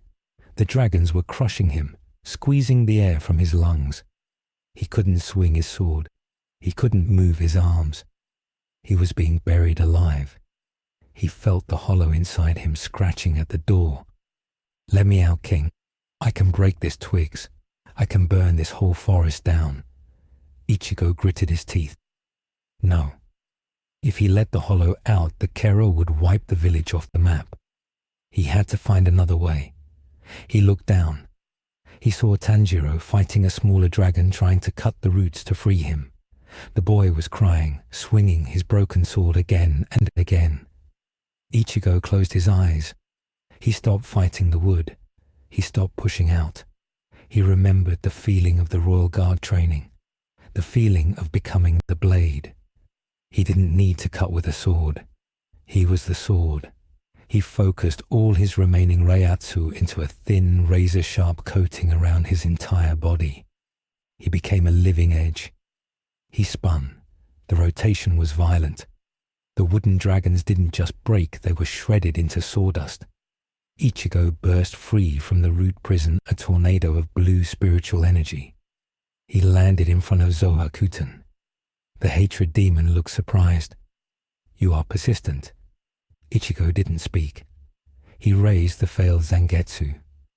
The coating was cracked and useless, but the weight was still there. He flash-stepped. He appeared behind Zohakuten. He didn't slash. He slammed the flat of the blade into the demon's back, driving him into the ground. He pinned the demon there. "Stay down," Ichigo roared. But the massive outcome of the night was not the defeat of the demons. It was the signal. During the battle, during the release of power, the seal on Ichigo's substitute badge, the one Urahara had given him, cracked. A signal leaked out, not into the Soul Society, but into the frequency of this world. Deep in the Infinity Castle, Muzan felt it. He didn't just feel the power, he felt the location. The fog that hid the swordsmith village had been blown away by Ichigo's reiatsu storm. The coordinates were exposed. Nakime struck her biwa. Doors opened in the sky above the village. Not one door. Hundreds. From the darkness dropped the lower-ranked demons, hundreds of them, a swarm, and amidst them, descending slowly with the grace of a samurai, stood Kokushibo. Upper Moon 1. He had 6 eyes and a sword made of his own flesh. He saw Ichigo pinning Zohakuten. He saw the exhaustion in the orange-haired boy's posture. He saw the failed blade. Kokushibo landed on the roof of the ruined forge. He drew his sword. The moon-breathing style manifested as chaotic crescent blades surrounding him. He looked at Ichigo. "You are the one," he said. His voice was ancient and sad. "You wield a blade that has no soul, and you fight without a stance. It is disappointing." Ichigo looked up. He was tired. His sword was a dud. His allies were scattered, and the strongest swordsman in history was standing above him. The village was burning. The secret was out. The war had come to the one place that was supposed to be safe. Ichigo realized then that his small choice to stop the forging to save Tanjiro had cost them the war's most vital resource. The swordsmith village was lost, the sky raining demons, and the realization that there was nowhere left to run. The arrival of Kokushibo was not announced by a roar or a crash, but by a silence that was far more violent than noise. The air pressure in the crater dropped instantly, as if the atmosphere itself was bowing in deference to the creature standing on the roof of the ruined forge. Ichigo Kurosaki looked up at the Upper Moon 1 and felt a sensation he hadn't experienced since Aizen. It was the sensation of staring at a void that had eyes. Kokushibo's 6 eyes scanned Ichigo with a biological precision, dissecting his posture, his spiritual density, and the jagged failed coating on his blade. The demon drew his flesh sword, the blade growing longer and sprouting menacing protrusions near the hilt. He didn't move fast. He didn't need to. He simply stepped off the roof and the air screamed. Moon-breathing first form. Dark moon. Evening palace. Kokushibo swung his blade in a horizontal arc. It looked like a simple slash, but Ichigo's instinct screamed at him to move. He flashed, stepped backward, putting 10 meters between them. Where he had been standing, the space was filled with erratic crescent-shaped blades that materialized out of thin air. They didn't just cut in a line, they orbited the trajectory of the slash like chaotic satellites. The ground was chewed up instantly, turning into a trench of pulverized rock. Ichigo stared at the destruction. It wasn't just a physical cut. The crescents varied in length and size, making them impossible to predict. If he had blocked that with his failed sword, the crescents would have wrapped around his guard and taken his arms off. Kokushibo landed softly, his purple hakama barely rustling. "You are fast," the demon said, his voice echoing with 3 layers of tone. "But you are unrefined. You waste movement. You waste breath. You are a child flailing in the dark. Ichigo grit his teeth. He was tired of being lectured by monsters. He gripped the hilt of Zangetsu. The iron was cooling rapidly, the failed nichirin coating flaking off like dead skin, revealing the black steel beneath. It wasn't the upgrade he wanted, but it was still his soul. He didn't need a sun sword to hit hard. He just needed to hit harder than the regeneration could keep up. Ichigo vanished. He used Shumpo, pushing his speed to the limit of what the atmosphere could handle without igniting. He appeared behind Kokushibo, swinging Zangetsu at the demon's neck. Kokushibo didn't turn. He simply tilted his head and swung his sword behind his back. Fifth form moon spirit, calamitous eddy. A vortex of moonblades erupted from his body, creating a defensive sphere of slashing force. Ichigo's blade slammed into the vortex. The impact was deafening. The sheer weight of Ichigo's spiritual pressure clashed with the chaotic sharpness of the breath style. Sparks of black and purple energy showered the village, setting the remaining wooden structures on fire. Ichigo was thrown back, sliding across the dirt. His shihakusho was shredded in a dozen places, cuts appearing on his arms and chest. The blood veins held the wounds were shallow, but they were there. He was bleeding. This was bad. Ichigo realized the tactical disadvantage immediately. He was a close-range brawler fighting a mid-range zoner who had centuries of experience. Kokushibo wasn't just reacting, he was predicting. He was reading the flow of Ichigo's blood and the twitch of his muscles. And while they fought, the swarm descended. Hundreds of lower-ranked demons flooded the village streets. It was a tide of teeth and claws. Tanjiro Kamado screamed a war cry, rallying the few surviving slayers. He didn't have a sword, just a broken piece of steel he had scavenged, but he fought with the desperation of the damned. He used the Hinokami Kagura, dancing through the flames, decapitating demons with a weapon that should have been useless, but there were too many.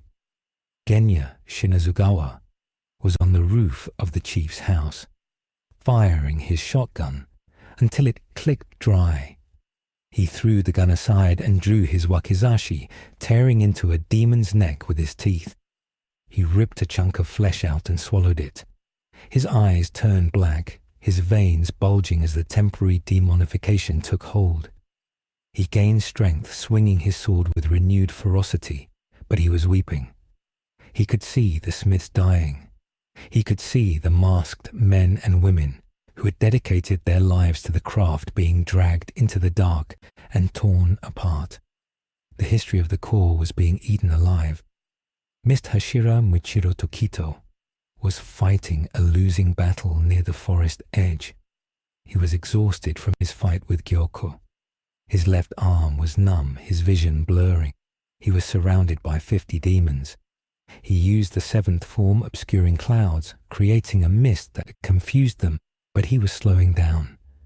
A demon lunged from the fog, sinking its claws into his shoulder. Moichiro gasped, cutting the demon down, but another took its place. They were burying him under sheer weight of numbers. Back in the center of the crater, the duel of the gods escalated. Kokushibo shifted his stance. He decided to end it. He had analyzed the boy's speed. He knew the rhythm. Moon-breathing 14th form catastrophe, Tenman crescent moon. It was an omnidirectional apocalypse. Giant crescent blades rained from the sky, spanning the entire width of the village crater. There was no dodge. There was no cover. It was a carpet bombing of slash attacks. Ichigo looked up. He saw the sky fill with purple light. He saw the inevitable. If he dodged, the village was gone. If he blocked, he died. He didn't do either. He pointed Zangetsu at the sky. He stopped suppressing the hollow. He stopped suppressing the pressure. He let it all go. Getsuga Tensho. The blast was not a crescent. It was a column. A pillar of red and black energy erupted from Ichigo, engulfing him. and shooting straight up into the falling attack. The spiritual pressure was so dense it acted as a physical barrier.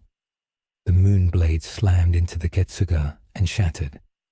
The energy beam pierced the clouds and punched a hole in the atmosphere visible for hundreds of miles. Kokushibo stepped back, his eyes widening slightly. The boy had cancelled out a catastrophe form with raw energy. The smoke cleared. Ichigo stood in a crater of glass. His eyes were different. The whites were black. The irises were gold.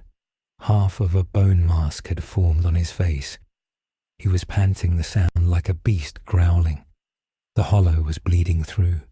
The stress of the dimension, the hunger, and the violence had thinned the barrier between Ichigo and his inner monster.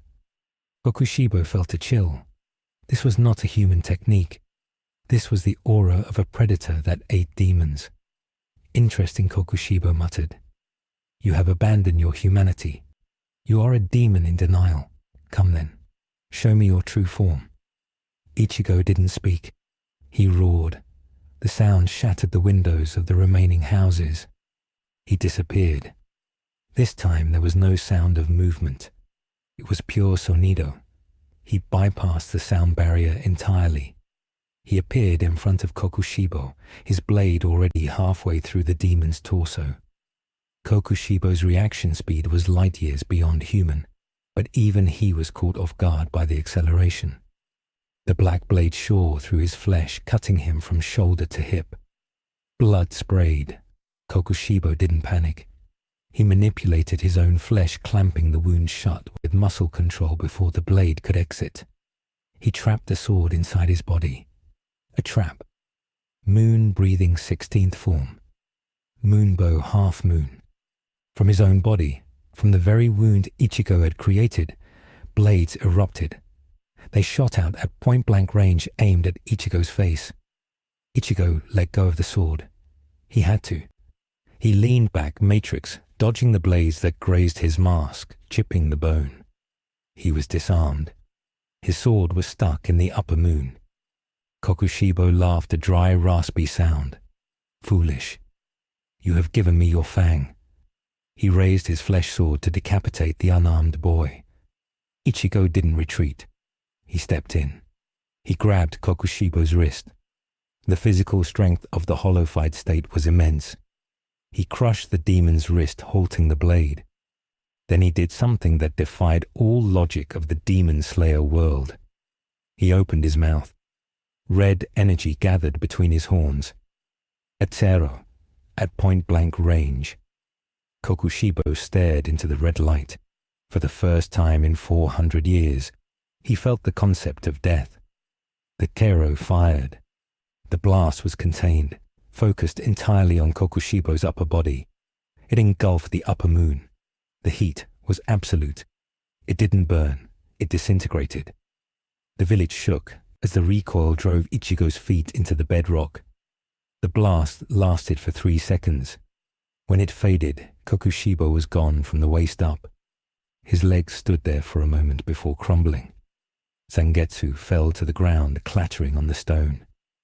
Ichigo fell to his knees, his mask crumbling away. He gasped for air, the red and black fog dissipating. He reached out and grabbed his sword. He had done it. He had vaporized the strongest demon. But as he looked at the pile of ash, he saw something twitch. The ash was swirling. The flesh was knitting together from the atoms up. It wasn't regenerating from a head. It was regenerating from the will to exist. A monstrous, distorted head began to form. It wasn't Kokushibo anymore. It was a creature of pure survival, a spider-like thing with blades for limbs. It shrieked a sound that caused the weaker slayers nearby to faint. He refused to die. The curse of Muzan and his own obsession with the samurai code wouldn't let him pass. He was evolving, overcoming the concept of beheading. Ichigo stared in horror. He had nothing left. He had used the Seiro. He had used the Getsuga. He was running on fumes, and the monster was getting up. In the distance, the sky began to lighten. dawn, the sun, the ultimate timer. The regenerating monstrosity of Kokushibo felt the UV radiation in the scattered light of the coming morning. He screamed. He knew he couldn't survive the sun in this state. He was too damaged to hide. He had to flee. But he also knew he had failed to kill the boy. The mission was a failure. No, the mission was to destroy the village. Kokushibo looked around with his regenerating eyes. The village was a ruin. The forges were smashed. The smiths were dead or scattered. He had succeeded. Now he just had to survive. The monster turned to run to dive into the shadows of the forest. Ichigo saw the intent. He couldn't let him escape. If Kokushibo healed, he would come back stronger, immune to the Zero. Ichigo forced his legs to move. He grabbed Zangetsu. "Bankai," he whispered. It was a whisper that carried the weight of a scream. Tensa Zangetsu. The transformation was not explosive. It was implosive. The spiritual pressure in the crater vanished, sucked into the small black blade that replaced the giant Shikai. Ichigo's coat changed, becoming the long black coat of the Bankai. A chain dangled from the hilt. He felt the compression. In this world, Bankai was dangerous. It compressed so much mass into such a small space that he became a gravity well. The ground beneath him cracked spider webbing out for 50 meters. Kokushibo was running, dragging his distorted body toward the tree line. Ichigo pointed the black blade. He didn't run. He just shifted his position in space. He was in front of the demon instantly. Getsuga Tensho. A black wave of concentrated destruction point blank. It hit the fleeing monster, pushing him back into the center of the village, back into the open crater. Kokushibo shrieked, thrashing his blades, cutting deep gouges into Ichigo's arms and legs. Ichigo didn't flinch. He tanked the cuts, relying on the sheer density of his spiritual pressure to keep his limbs attached. He drove the demon back, pinning him against the ruins of the main forge. The sun crested the mountains. The rays of light hit the crater. Kokushibo burned. It wasn't like a vampire in a movie. It was a violent chemical reaction. His cells began to boil and flake away into ash. He screamed a sound of pure, unadulterated regret. He looked at Ichigo. He looked at the black blade. He saw the reflection of his brother Yorichi in the boy's sad eyes. Not in skill, but in the burden of power. Why Kokushibo rasped, his body disintegrating. Why does the world allow monsters like us? Ichigo didn't answer. He held the blade against the demon's chest until the last piece of flesh turned to ash and blew away into the morning wind. Kokushibo Upper Moon 1 was dead. Ichigo deactivated his Bankai. The coat vanished. The giant sword returned. He collapsed face forward into the dirt. Silence returned to the swordsmith village, but it was the silence of a graveyard. Tanjiro limped into the clearing. He was covered in blood, holding his side. He saw the crater. He saw Ichigo lying there. He saw the pile of ash that used to be the strongest demon. Tanjiro fell to his knees and wept, not for victory, but for what he saw around him. The village was gone. The demons who hadn't been killed by the sun had fled into the shadows, dragging bodies with them. The swarm had done its job. They had targeted the knowledge. They had killed the chief. They had killed the master smiths. Haganezuka was found alive, buried under the rubble of the forge, clutching the unfinished sword of Tanjiro. But his hands were crushed. He would never hammer again. Mitsuri and Michiro sat amidst the wreckage, too tired to speak. They had survived, but the cost was absolute. The Demon Slayer Corps had lost its supply line. They had lost the ability to repair their weapons. They had killed 2 Upper Moons in 2 days, a feat never before accomplished, but they had lost the war of logistics. Amane Ubuyashiki arrived later that day with a relief team. She walked through the ruins, her face a mask of grief. She found Ichigo sitting on a rock staring at his sword. Zangetsu was battered, the metal scarred from the high-density impacts. Ichigo looked up at her. "I couldn't save them," he said, his voice hollow. "I killed the big one, but I couldn't save the village." Amane looked at him. "You survived, Kurosaki-san, and because you survived, we have a chance. But the game has changed.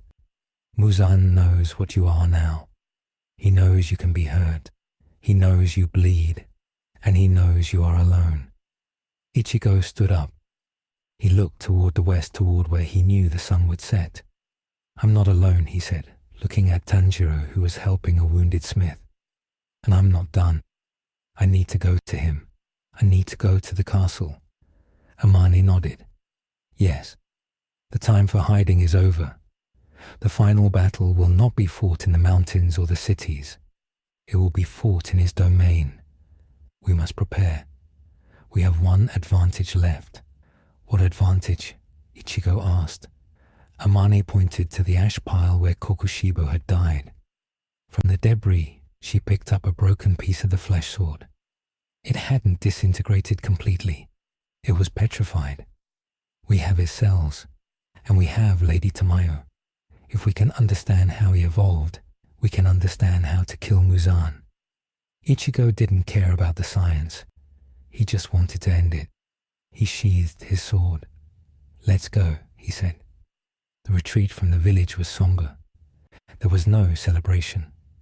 As they walked down the mountain path, leaving the smoking crater behind, Ichigo felt a shift in the air.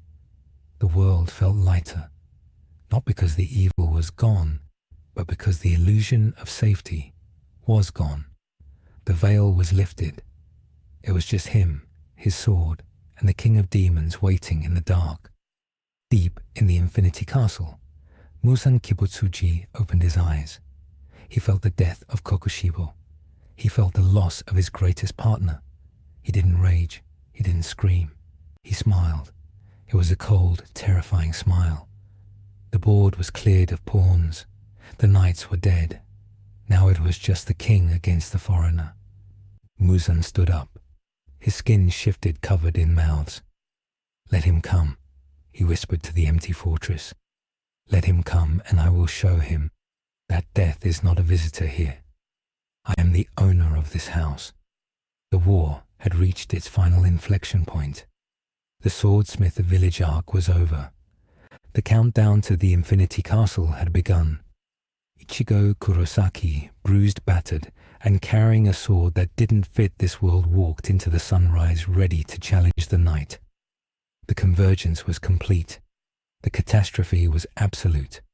And the only way out was through the heart of the Demon King.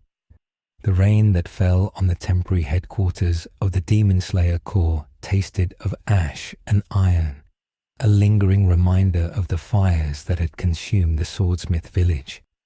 It had been 3 weeks since the battle that claimed the life of Upper Moon 1, and the atmosphere within the Corps had shifted from one of martial disciplined hope to a grim industrial silence.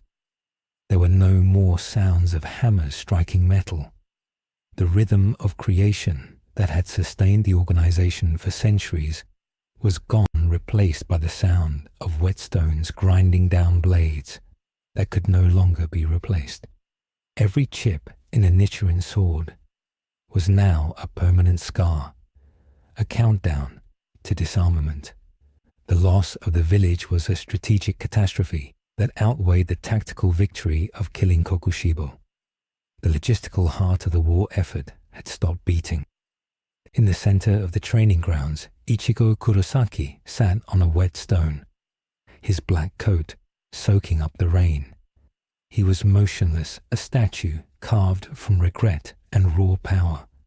He had saved the people, but he had failed the system. The Slayers gave him a wide berth, not out of disrespect, but out of a primal instinct to avoid the predator in their midst. They had seen what he did. They had seen the pillar of red light that pierced the heavens, and they had seen the way he obliterated a being that had terrified them for generations. He was no longer a guest, he was the nuclear option. Inside the estate, Amane Ubuyashiki sat with the remaining Hashira. The meeting was short. There were no reports on sword production, because there were no swords. There were no reports on potential recruits, because they had no weapons to give them. The strategy had simplified itself into a brutal binary equation. They had to attack. They could not wait for the demons to come to them because every day of attrition was a day. They grew weaker while the demons regenerated. The raid on the Infinity Castle was no longer a plan. It was a necessity of survival. Shinobu Kocho outlined the plan, her voice devoid of its usual airy lightness. They would use the cells recovered from Kokushibo to synthesize a poison. A chaotic agent meant to destabilize Muzan's biology, just enough for Ichigo to land a killing blow. It was a gamble that relied entirely on a variable from another dimension. Tanjiro Kamado stood on the porch watching Ichigo. The boy's hands were wrapped in bandages covering the burns from the forge. He held a sword that didn't belong to him, a loner with a chipped edge. He didn't smell the sadness on Ichigo anymore. He smelled resolve. It was a cold, hard resolve, like ice formed over a deep lake. Tanjiro walked out into the rain and sat beside the Soul Reaper. They didn't speak. There was nothing to say. They both knew that the next time they drew their weapons, it would be for the last time. The era of training was over. The era of improvement was over. They were now in the endgame, where the only currency left was life itself. Far away in the void between spaces, the Infinity Castle shifted its geometry. It was expanding. Muzan was not mourning.